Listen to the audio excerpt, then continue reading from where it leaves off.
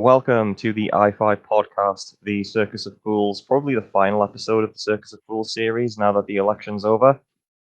And we have the results. So we'll get straight into analysing the results of last week. I'm Jonathan here with my co-host Jim. Hello. And I've got to say, the first thing I noticed straight from the exit polls, and then once the actual polls came out, I've just got to say this one just to get it out of the way. I think it was a given that Labour were going to win and get a majority. So that wasn't really going to be it's the main story of the night, I know, because they've won the election, but the questions were more, how are the opposition parties going to do? How's Reform going to do? The Greens? How are the Tories going to fare? Some people were saying that the Tories might not even survive as opposition. They have survived as opposition. Just to start off with the Tories, I'm honestly surprised they got 121 seats. It was quite a surprise that they kept so many, but at the same time they lost quite a few, so that was something. 60 of the Liberal Democrat seats were stolen directly off the Tories, so there was a lot of tactical voting there because the Lib Dems in those seats would have been the nearest opposition. Even Jeremy Hunt nearly lost his seat to a Liberal Democrat. So, yeah, I thought that was quite an interesting one. Also, the fact that there are some diehards in the South who will always vote Tory no matter what they do. I thought that was an interesting one. There were some casualties though for the Tories. They lost Liz Truss, Penny Mordaunt, Grant Shapps, Jacob Rees-Mogg, and a few others. They all lost their seats, which I thought was profoundly funny, especially Liz Truss and Penny Mordaunt. I mean, there's a big blow right there for to lose Penny Mordaunt, because she was supposedly going to be tipped off as the next leader while they were in opposition. Yeah, and to all that I'll say good riddance.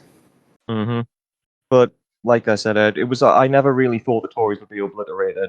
I thought they would have gotten 80 seats, but I didn't think that they'd be gone completely.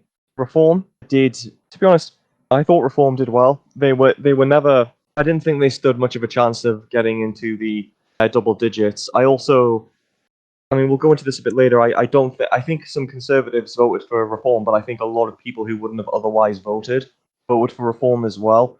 The thing to say about Reform is the main three that they had, Lee Anderson, Nigel Farage, and Richard Tice, all basically got seats in Parliament. So I think that was quite a big win for them.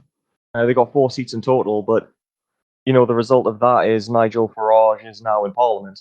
It's his 7th or 8th attempt. So we're going to be seeing a lot more of him, because I think a big thing as well is the media were covering Nigel Farage because he brings in views, whether you like him or not. He says a lot of things that go viral. So we're probably going to be seeing a lot more of him now that he's an actual MP. Yep. And just to cover the last two as well, there was the last few, there was a rise in independent seats.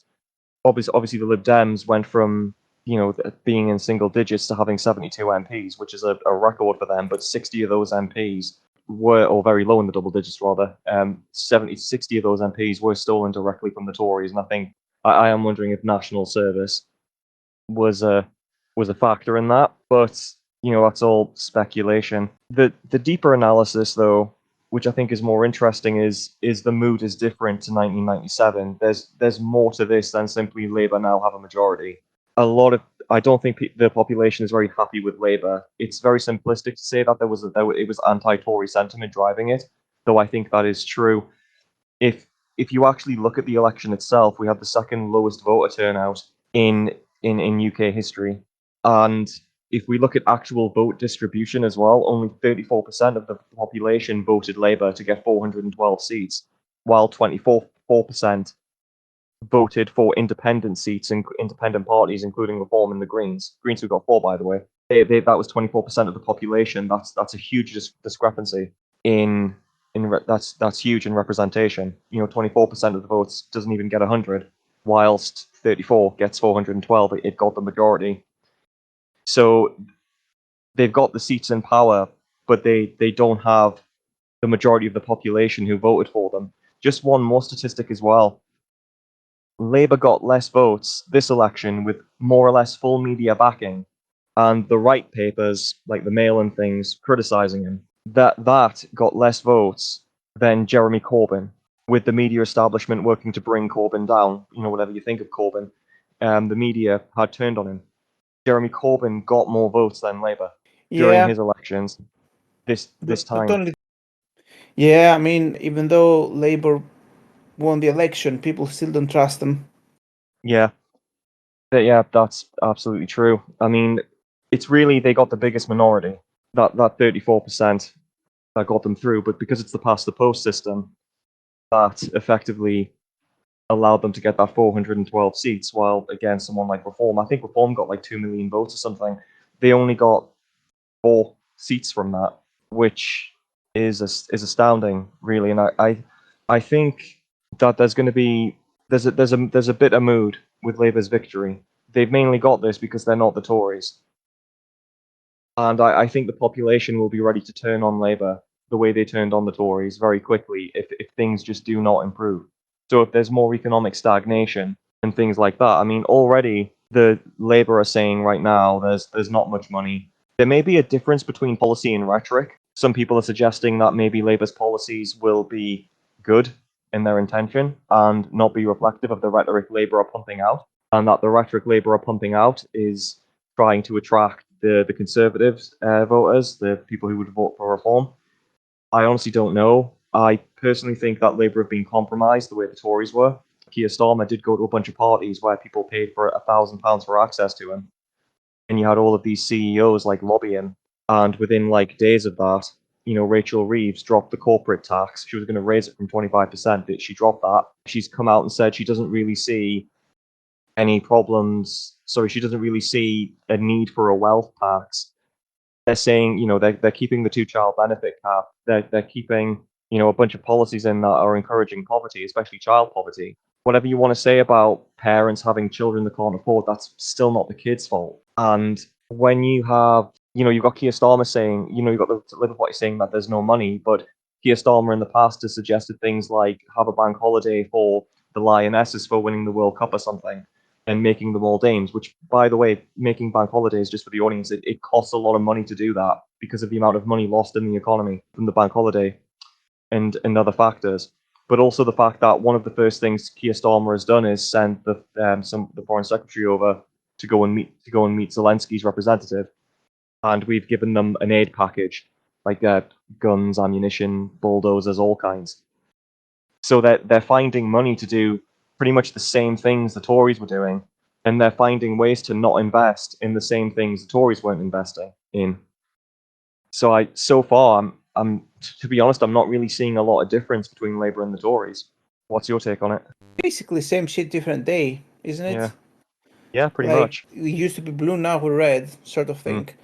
Like, yes, you could argue whatever you want about Labour, but at the end of the day, like, we're not going to see a difference.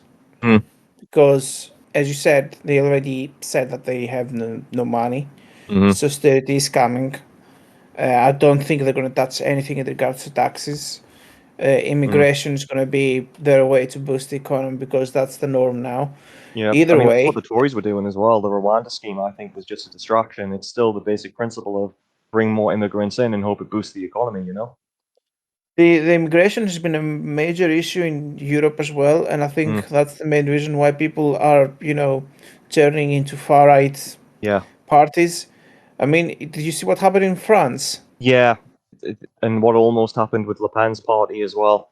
To be honest, I'm still not sure what's going on there. Basically, a lot of immigrants, like not necessarily legal immigrants, but Mm, like second generation plus, they out their vote outweighed the in yeah, numbers the nationals, the French mm, nationals there, which affect the elections.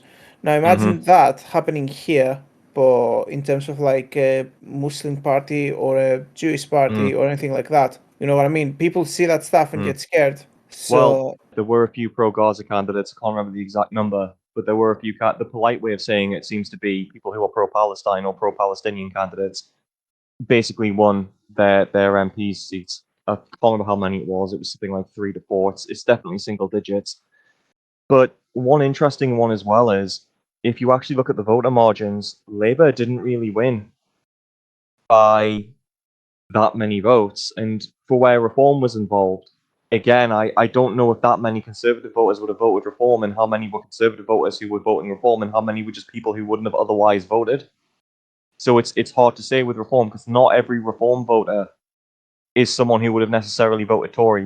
We don't know the ratios, but there were a lot of narrow margins for Labour when they won. It was often by 400 or 600 votes. Jess Phillips was one. She barely held on to her constituency. And just to bring it back to what you were saying as well, a lot of pro-Palestinian people were actually hounding her and booing her and all kinds. But what I don't like about Jess Phillips is she was saying she was harassed by men, but she wasn't saying what kind of men. Yeah, Because that's the obviously worst bit. Labour want that vote. So obviously the big thing that came out of this election was proportional representation, whether we should have it or not. This debate has been going on for decades about PR. The Liberal Democrats were big proponents of this back in the days of Nick Clegg, Charles Kennedy, until Nick Clegg got the chance to go into coalition with the Tories, in which case he didn't even make any demand for it, so he could become a deputy PM and kill his party for about 10 years. And that was the end of it, and it was seen as a big betrayal of the left. It originated from Margaret Thatcher being in for so long because the split vote of Labour and the Lib Dems could have basically removed her. And it was seen as it was the idea that a third of the population wanted Margaret Thatcher in and 2/3 wanted her out type of deal.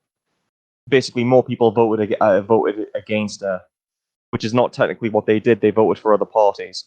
The American system is different in the sense of there are only two parties, so it's one or the other. That in itself has its drawbacks, and I don't want to go into too much detail, but that's why the Americans never have those kinds of arguments, because there are only two parties, and the candidates run for president separately from the senators and things like that. So there's different types of electoral systems.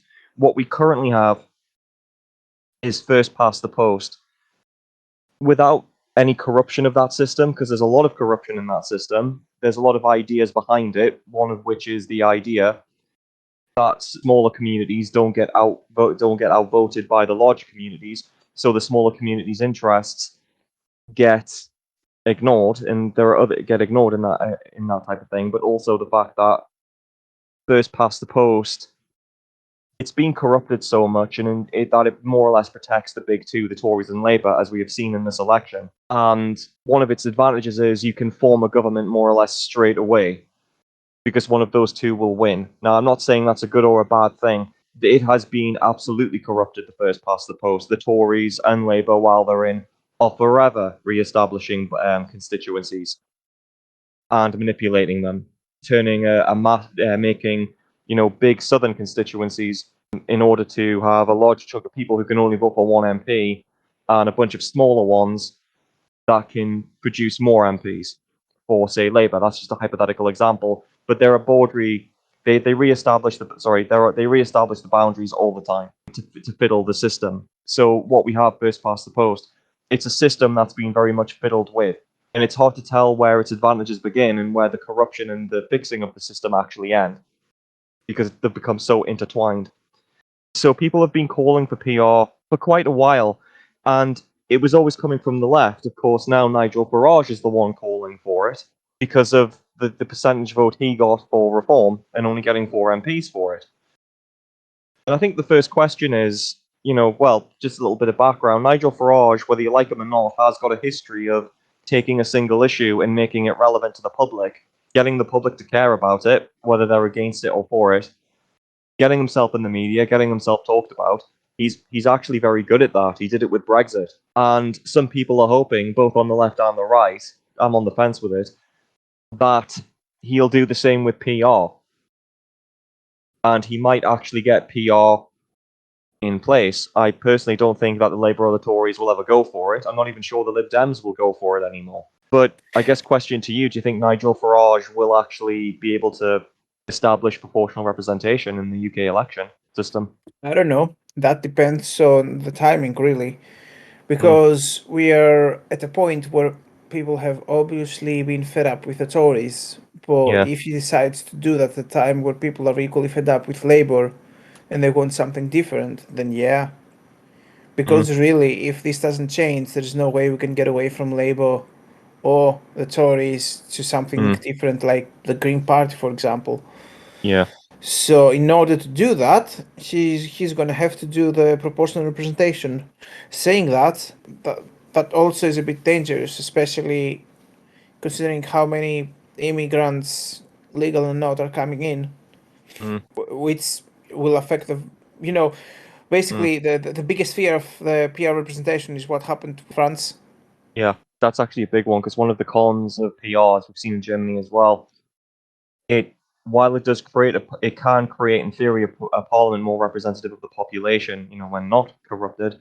What it can do is produce lots of parties in the parliament and create the need for more complicated coalitions between maybe three or more. And because of that, it can take a long time for those governments to form because you'll have contrasting ideologies all wanting a bit of power.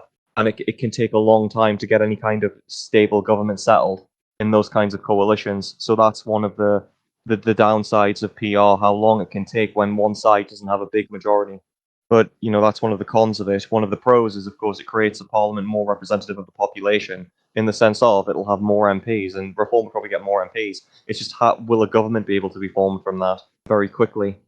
And like I said, I'm not really for PR or against it. It's just kind of the fact that every single system has its pros and cons, and it only ever seems like whenever people call for PR, it's because they didn't win, if that makes sense, or Yeah, they're but stick of now we're in a situation where the Labour Party won. People were already sick with the Tories, but I can't say people are, you know, overly trusty for yeah. the Labour Party. Mm. I mean, there's no system gonna fix the swamp, drain the swamp in UK politics. PR will not be the savior because it can be compromised, just like the first past the post system has been compromised.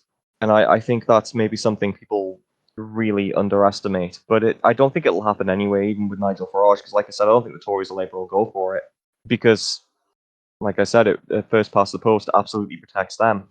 Yep. The next one, the conspiracy of silence that the SNP talked about during the debates. I think I think there is. I think I said this in a private conversation we had. What I think is going to happen is there's going to be an emergency budget based on things are extremely bad right now, and we have to have an emergency budget from it. And I think there's going to be austerity. I can just see it coming, just from the rhetoric that we're hearing from Labour. I know that the Transport Secretary is talking about nationalising the railways and things, and there's a lot of people saying that Labour are going to go back to their old manifesto, but honestly, I'm just not sure. With things like not having a wealth tax and not raising corporate tax and things like that, that really tells me that we're going to get a party that will put in minimal spending in public services, still continue to privatize and outsource to the NHS, still want to probably make the benefit system even more worse than it is, or even worse than it is now. And we'll have a situation where the people who want for nothing don't have to pay extra, so everyone else has to pay more and remain poor. And I can't see Labour rocking the boat in any way or form because they're too scared that they spook the economy, and that fear is just going to maintain the stagnation and status quo. So as said before, I'm not sure there's going to be anything really that different. One other thing that's been thrown around the World Economic Forum, it was obviously well known that Rishi Sunak was utterly influenced by them, whatever the WEF are. Keir Starmer has actually gone on record and said he prefers to be at Davos than he does to be in the UK. So if there is going to be a break from the WEF and its influence in this country, it's not going to come with Keir Starmer. There's also accusations that Tony Blair's running things from behind the scenes as well. So already the rumors are starting to stir about him. Yeah, and I'm not surprised at it really. Mm, It was already controversial from the start, yeah. even from the debates. Not to Mm, mention all the manifesto changes, which may or may not be known. So yeah, yeah. like I said, it's Honest. basically same shit, different day because Yeah. both the Tories, Sunak and Starmer, they have their own agendas, they have their own gain, and it's not like they're going to do something drastic. They Mm, just want to do the bare minimum to remain in their position because that's everyone's objective, really. yeah. I mean, they can't find money. They're saying that the benefits bill is too high for things like PIT. Yet the first thing they do is give an aid package to Ukraine, and there's always money. I don't care whether people disagree with this or not. There's always money in the UK economy for what the government wants to spend on and what they're told to spend on. Keir Starmer's hinted before he wants to find the money for a bank holiday for the Lionesses. To make a bank holiday in honor of the Lionesses, he'll find the money to do that if he wants to do it. He found the money for an aid package to Ukraine. Yet he won't find the money to help starving children in this country or help alleviate poverty. And this is exactly the same as the Tories. I mean, at the end of the day, it's about priorities, isn't it? Yeah, and UK's economy, the NHS, and the poverty is not a priority. yep. Honestly, I just can't see things changing under Labour. I know that there are some sycophants, like a different bias. That's a YouTube channel who are basically saying, "Oh well, here's his rhetoric, but here's what his old manifesto was," and what the implication is that he'll stealthily inject the old manifesto into the UK economy now with the rhetoric to appease the far right and the Conservatives. And I'm not sure I believe that. I'm really not. I'm not sure I believe that at all. I think some people just invested everything into Labour. People like Supertansky and all that, another YouTuber. They invested so much into Labour being this salvation that everything will change if they get in. And you and I were always skeptical of that. And so far, from what I've seen, I know it's only like day 3 or 4 into the sorry, I know it's only like 4 or 5 days in, but within 4 or 5 days, we're seeing the same articles, we're seeing the same rhetoric, we're seeing very similar policies. I mean, they've already said that while they were saying, "Oh, the what they were doing with PIP, the Tories were doing with PIP was brutal," they're now saying they're going to scrutinise the original Tory studies about reforming it and all of that, which means they're going to fucking take it into consideration. Look, it's been So, 4 days in, and rather than action, we've heard excuses. yeah, Oh, the economy is worse than we thought. Oh, yeah. this, on that. I mean, if they had time to make excuses about shit that they're about to come, I mean, that says a lot. Mm. I mean, one of the things Starmer was very keen to do was get his cabinet set up straight away. Even though some of his senior cabinet members, shadow cabinet members, lost their seats, he was very keen to get that cabinet sorted out right away to make it look like he was in control, to make it look like he can get straight to it. Personally, I thought that was tokenistic. It was the right thing to do, of course, but if this guy was smart, he would have been preparing to take over power for what, the past 9 months. So there would have been something fucking wrong with him if he hadn't have done that. It's a very basic thing. It's the right thing, but it's still basic. And like I said, I'm sure I sound like a broken record. Personally, I don't think things are going to improve that much under Labour, and people will make excuses for them. But I don't think Labour are going to go out their way because they're just as determined as the Tories, especially after Liz Truss, to not spook the markets and do anything different. The Green Party came across is more of what the Labour Party should be than Labour, Yeah, really. yeah, exactly. hmm And I hate to say this, but some members of the Labour Party have made money out of privatising the NHS. I So mean, who hasn't? yeah, Yvette Cooper Yvette Cooper took a few donations from private medical companies in the US. It's a rot it's very existent in Westminster, and I think it's very reminiscent and reflective of the uniparty theory being in the UK. In that it doesn't. I'm not saying they're all one party. It's more whoever gets in power or whoever looks like they're going to get in power become compromised because the same people who were funding the previous government will start funding the new one, and that's exactly what we've seen. Keir Starmer took shitloads of donations off of private companies like football tickets, sums of money, all kinds. And they were getting opportunities to lobby with them and everything. So we're still going to see money going to Ukraine. If people think that they're going to flip their stance on Gaza, they are not. They're still going to send money to Israel. I I have no hope whatsoever really for this country now that Labour are in because I'm not going to blind people might call me negative. I'm not going to blindly believe that Labour are going to be the opposite of the Tories. These are people who went to the same fucking schools, go to the same parties, their children go to the same schools. They're all They part have the of that same Westminster class. connections. Yep, same connections. They're still part of that Westminster class, and there seems to be a status quo that both Labour and the Tories are maintaining. And this goes right back to from Margaret Thatcher to Tony Blair, John Major and them to Tony Blair through to Gordon Brown to David Cameron. This subtle gradual privatization of the NHS, that's been consistent between the two parties. The destruction of the benefit system, which has been destructive, which has been reminiscent, which has been going through as a chain through consecutive governments, and it just looks like it's going to be it's going to be a continuation. So I don't know. I don't think there's going to be any real change. What do you think? Yeah, I think the same. There's not going to be a real change because both of the two parties, at the end of the day, have the same sort of supervisor on top, and they will serve their own agendas. And yeah, Mm-hmm. as you said, it might be different on papers, Labour and Tories. You know, the different opposing forces, but first 4 days, no, rather than actions, we've seen lots and lots of excuses, and that's a lot Yeah. about the type of government they're going to be. Mm-hmm. Basically, the new flavor. People were getting sick of the policies, so now they're going to bring in a new flavor of the policies, which will effectively do the same thing. And there were so many people who on the YouTube scene who were saying, "Oh, it'll be better when Labour gets in." I think a lot of people are going to be prepared to should be prepared to eat their words. We might get the odd policy It will that be, but give. at the same time, these people are gonna be like, "Oh, it's only 2 years. It's only 4 years. They Yeah. have to undo the damage that Tories did for the past 14 years." So there's Mm-hmm. always gonna be an excuse. Yeah.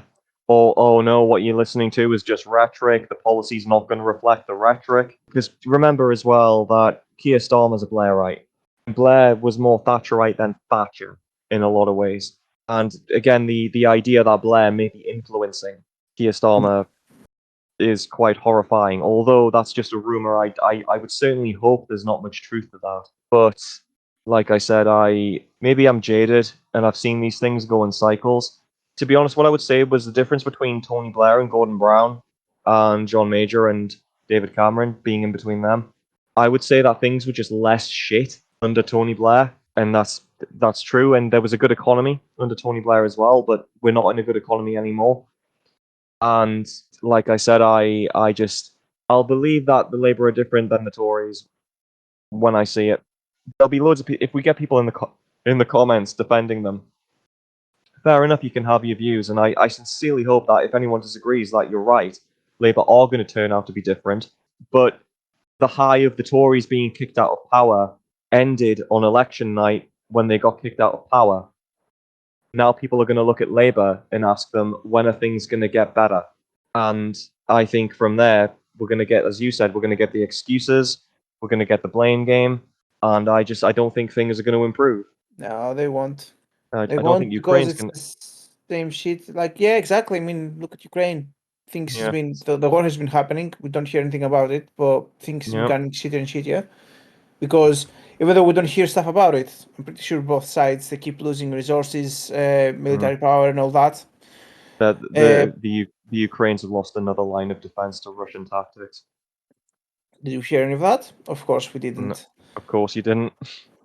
The Because the Russia, narrative is send help, we're winning. yeah, On the other the side, we have, still the Israel situation. mm, Also, we don't hear anything. yeah.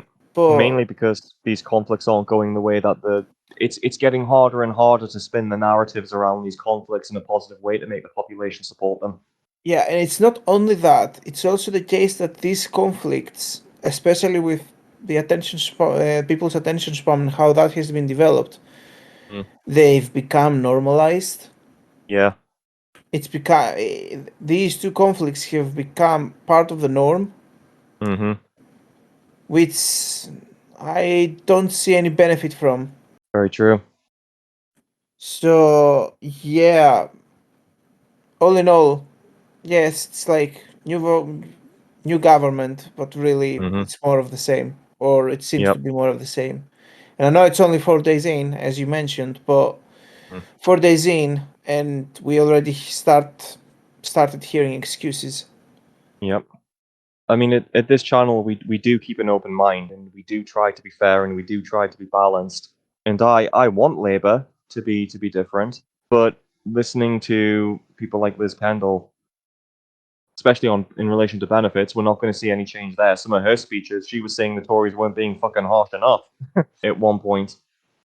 So we still might see those maneuvers to take GPs out of the equation. And by the way, if these changes go through, just to the audience, it's not just going to be people on benefits being off. on things like limited for work capability and activity or PIP. It's going to be your ability to get a sick note off work when you need to. That's going to be tied in there. So you won't be able to go to a GP and ask for a sick note. You will have to go to an assessor, probably a lot stricter than PIP, to be able to take time off work.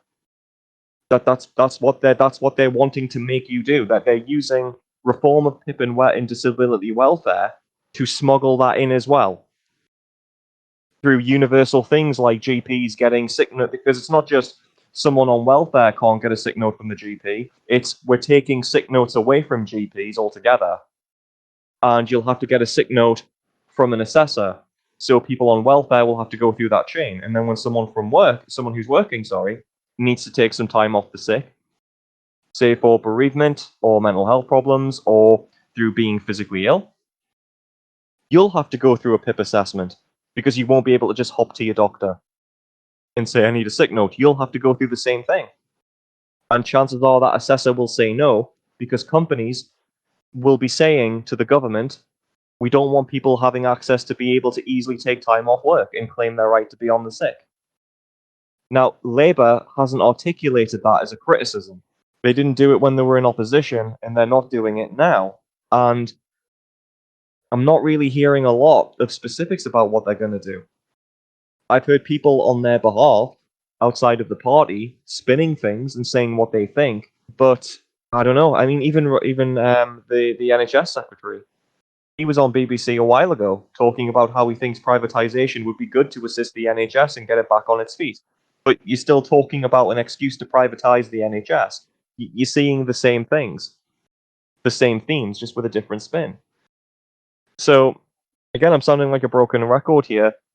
You and I, Jim, will watch this with an open mind, but I'm not sure if we'll see any real change from Labour. And as you say, we'll hear excuses, but I want to be wrong. But so far, I'm just not hopeful. The elation of seeing the Tories get kicked in has worn off. Now I want change, and I don't think we're gonna get it. Usually, the people who are wrong are the very much diehard supporters Mm, with zero, displaying zero critical thinking on the actions taken from the party mm, that they so blindly support. yeah. It's like, I mean, yeah, that's.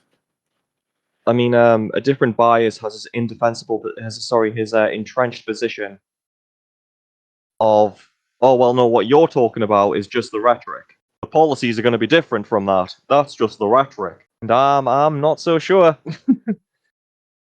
I mean, especially it's with the same thing as hearing, oh yeah, there's like the inflation is falling, the economy is rising, but you see all these numbers again and again. And after months, you mm, realize that not only your situation hasn't improved, but it's becoming worse in terms of your expenses, and you have to wonder at some point, how come the inflation is falling, the economy is getting better, but everything remains the same, and it becomes even more expensive pricing yeah, wise.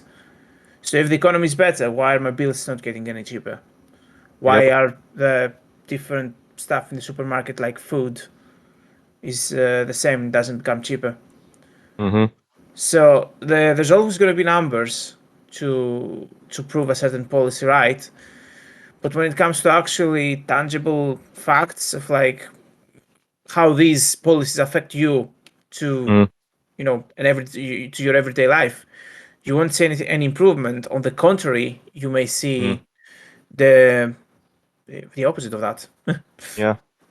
I think as well, just going back to the voting patterns, I think the voting patterns really reflect that as well. Like people do sort of agree with us. They're not too trusting of Labour. They just didn't want the Tories back in. I mean, And on the previous election, they had the path lined up for them, mm-hmm, and they managed to fuck it up. They managed to fuck it up being in opposition, mm, which requires effort because opposition is the easiest thing in the world. yep.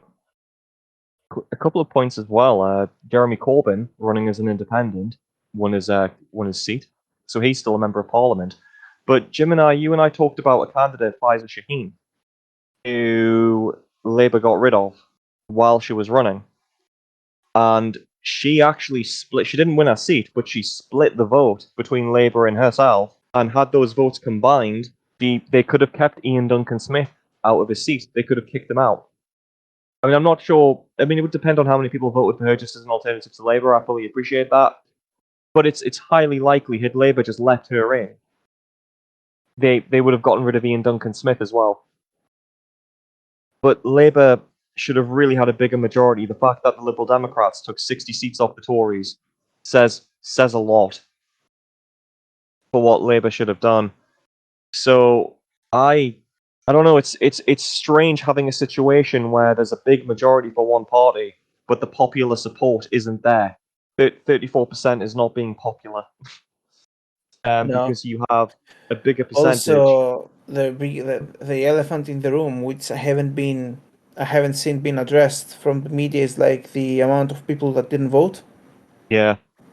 Like, shouldn't someone ask themselves why people don't vote and what can we do to change this? Well, it's because they're disillusioned with the system altogether. They don't think it's worth voting because it doesn't change anything. It could genuinely also be the point. Could also genuinely be down to there are people who have to work insane hours because of how shit some of the contracts are on minimum wage jobs, and they legit might be not able to go out and vote. I was certainly in that position when I was working at a call center donkeys years ago. It took me too long when I was working the late. I had to travel to work quite a long distance, so I couldn't vote before going to work. And by the time I would finish at like 8:30, I wouldn't be able to get to my designated voting booth until after it had closed. So in those circumstances, and in my area, there weren't many jobs going. So there are lots of people who are in situations like that who probably can't physically vote and can't be asked because I was very disillusioned in that job. This was my fault. I couldn't be asked to go for a postal vote because I didn't think any of them would bring in any change. Yeah. So it's nothing to go in and vote. It's a little bit of effort to get your postal vote and send it off, but if you don't have the motivation to put in that little bit of effort because you are dead on the inside from a minimum wage job with horrendous hours, you can see where the voter apathy comes from. Yeah, I can understand that. Yeah. So yeah, to be honest, I actually think I can't remember if I voted in that election or not. I made a point of voting in the other ones when I was able, but Jesus, when I was at that call center, I don't know if I managed to vote. I don't think I didn't. I didn't manage to vote in that one because I couldn't get there. Yeah, that was right. I couldn't get there. I think it was the general when that happened. I don't know. It certainly wasn't one of the locals. And before people say, "Well, why didn't you just book a day off to vote?"